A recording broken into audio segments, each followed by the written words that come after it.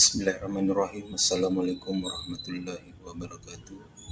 Perkenalkan, nama saya Muhammad Darlin, mahasiswa pasca sarjana program studi Magister Manajemen pada Institut Teknologi dan Bisnis Nobel Indonesia dengan NIM 2022 MM 24089. Pada kesempatan kali ini saya akan memaparkan suatu makalah yang berjudul Manajemen Sumber Daya Manusia Pasca Pandemi COVID-19. Seperti kita ketahui bersama, sistematika dalam suatu penyusunan makalah itu terdiri dari kata pengantar, ada daftar isi, ada pendahuluan yang terdiri dari latar belakang, rumusan masalah, tujuan penulisan, manfaat penulisan, dan sistematika penulisan. Ada pembahasan, kemudian penutup yang terdiri dari kesimpulan dan saran serta daftar pustaka. Untuk efisiensi waktu, maka saya langsung saja mulai dari bab 1 pendahuluan. Latar belakang. Kualitas sumber daya manusia begitu penting bagi kelancaran upaya Indonesia dalam menyongsong era revolusi industri 4.0 yang serba digital, bahkan di masa pasca pandemi COVID-19 saat ini. Penyebaran COVID-19 yang kian masih memberi dampak yang sangat besar pada berbagai aspek termasuk ekonomi baik makro dan mikro. Banyak perusahaan yang merasakan imbas dari pandemi corona ini hingga harus menghadapi masa krisis bagi perusahaannya. Melihat kondisi tersebut, pengembangan sumber daya manusia harus memiliki peran yang sangat penting dan krusial di masa new normal. Alasannya adalah mengembangkan sumber daya manusia harus menyelaraskan organisasi dan melindungi aset mereka agar tetap aman dan nyaman sesuai manajemen standar operasional prosedur organisasi perusahaan yang diterapkan.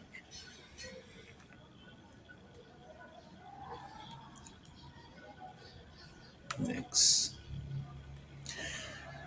Agenda terpenting dalam mempersiapkan pegawai agar siap menjalankan cara kerja baru di tengah pandemi COVID-19 adalah dengan melakukan reskilling yang sesuai dengan perubahan kondisi menjadi lebih tinggi dibanding sebelumnya ketika transformasi digital belum dijalankan sebagai sebuah hal yang urgensi. Bagi beberapa pengusaha, memberi pelatihan keterampilan pada pegawai bisa menjadi kekhawatiran dan kesulitan tersendiri. Terlepas dari kekhawatiran tentang sulitnya reskilling pegawai hingga menjadi blueprint untuk berkelanjutan dalam jangka panjang bagi perusahaan, selain hanya untuk melewati pandemi. Hasil studi dari McKinsey di tahun 2017 pun menyatakan hal serupa. Studi tersebut mengestimasi bahwa sebanyak 375 juta pekerja atau 14% dari angkatan kerja global harus berganti bekerja atau memperoleh keterampilan baru pada tahun 2030. Beberapa perusahaan besar seperti Amazon dan PwC sudah mulai meningkatkan nominal investasi ke pengembangan skill pegawai mereka. Amazon menanamkan dana sebanyak 700 juta dolar untuk melatih kembali 100.000 pekerja mereka, sementara PwC mengungguli dengan investasi sebesar 3 miliar dolar.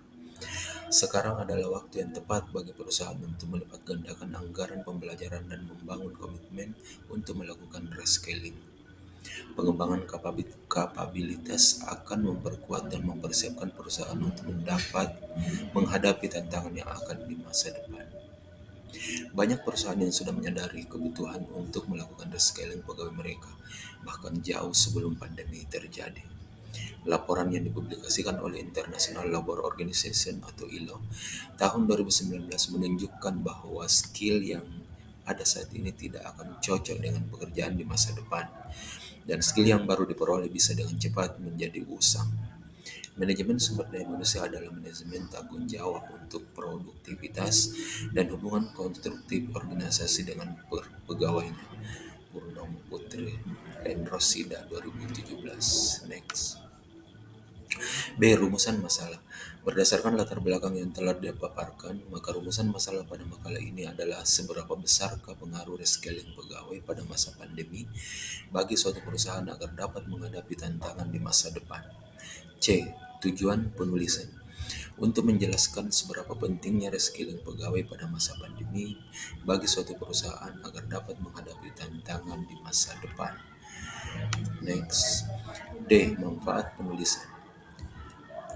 Ada dua manfaat penulisan di sini. Yang pertama, bagi rekan-rekan mahasiswa, makalah ini dapat menambah pengetahuan bagaimana pentingnya reskilling pegawai pada masa pandemi bagi suatu perusahaan agar dapat menghadapi tantangan di masa depan, yang merupakan salah satu materi dalam mata kuliah manajemen sumber daya manusia. Yang kedua, bagi pembaca, makalah ini dapat menambah wawasan bagi pembaca mengenai arti dan tujuan dari reskilling pegawai itu sendiri dan bisa pula dijadikan salah satu sumber literatur. Next, sistematika penulisan. Sistematika orang makalah ini terdiri dari 3 bagian, yaitu pendahuluan yang meliputi latar belakang masalah, tujuan dan sistematika penulisan. Kedua, isi pembahasan. Ketiga, penutup yang berisi kesimpulan dan saran dilengkapi dengan daftar pustaka. Next, bab 2 pembahasan. Pengertian reskilling. Forum Ekonomi Dunia memprediksi bahwa pada tahun 2022, upskilling dan reskilling akan sangat penting bagi 54% dari semua pekerja. Bagaimana perusahaan besar bereaksi terhadap hal ini? Alih-alih memilih efisiensi biaya dengan mengganti tenaga kerja dengan lebih banyak otomatisasi, mereka benar-benar menginvestasikan uang mereka dalam menciptakan budaya belajar. Banyak perusahaan besar seperti Amazon dan PwC bahkan menginvestasikan ratusan juta dolar untuk inisiatif upskilling dan pelatihan ulang. Beberapa bahkan membuat investasi $1 miliar untuk ini.